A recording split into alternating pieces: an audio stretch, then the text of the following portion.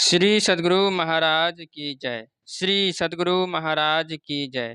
श्री सद्गुरु महाराज की जय। महर्षि संतसेवी की बोध कथाएं पुस्तक से क्रमांक संख्या 5। शीर्षक है अंगुली माल का उद्धार।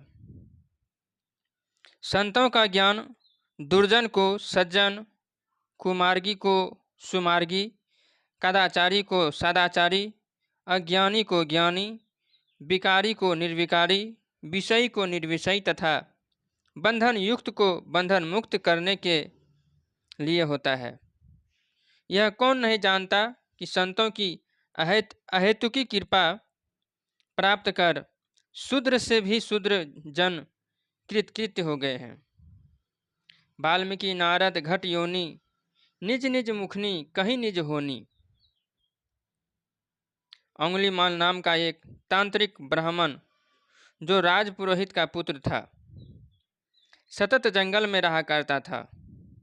वह वहाँ निर्भीक, बलवान एवं अमीषाहारी था। पशु पक्षी ही नहीं, वह मनुष्यों को भी पकड़कर खा जाता और उनकी अंगुलियों की माला बनाकर गले में पहन लेता। इसी कारण उसका नाम अंगुलीमाल पड़ा। जिस दिन वह किसी गांव में जाता, उस दिन उस गांव की जनता सदा शंका और चिंता में निमग्न रहती थी, इसलिए कि न जाने अंगुलीमाल किस समय किसका प्राण अंत करेगा। उस समय के राजा भी उसे दंडित नहीं कर पाते थे। संयोगवश एक दिन तथागत भिक्षाटन करने उसी गांव में आ धमके।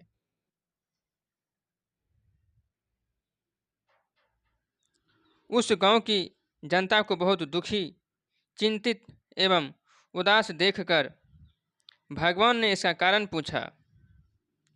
उन्होंने अंगुलीमाल की सारी कहानी कह सुनाई। भगवान बुद्ध उस गांव में भिक्षाटन छोड़ जंगल की राह चले। अंगुलीमाल के बासे पर जिस समय भगवान पहुँचे, उस समय वह वहाँ नहीं रहता था।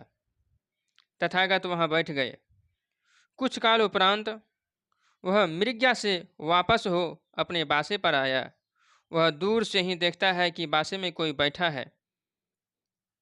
निकट आने पर वह बोला, अरे तुम तो सन्यासी जान पड़ते हो, अपनी जान गंवाने यहाँ क्यों आए हो?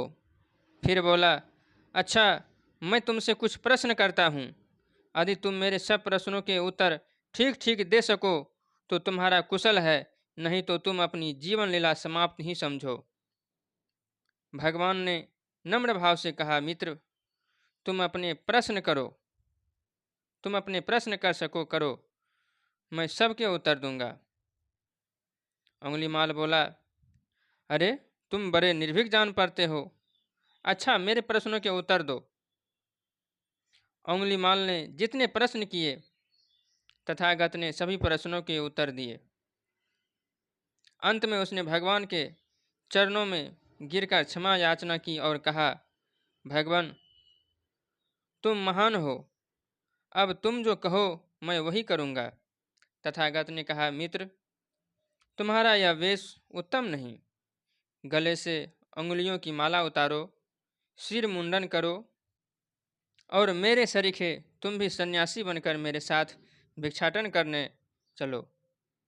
अंगुलीमाल ने वैसा ही किया।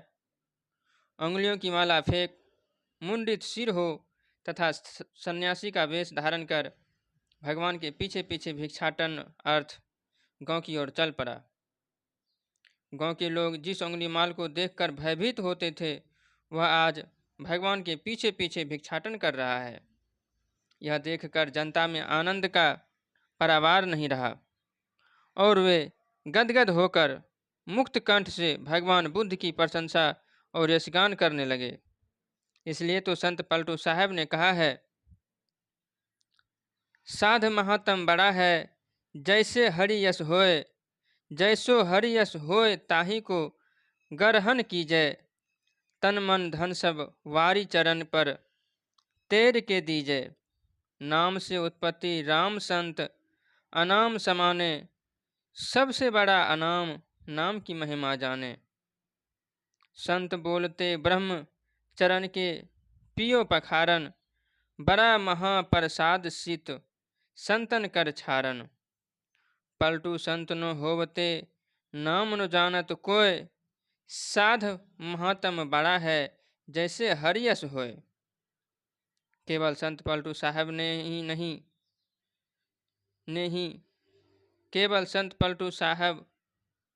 केवल संत पलटू दास जी ने ही साधु संतों की इस प्रकार की प्रशंसा नहीं की है।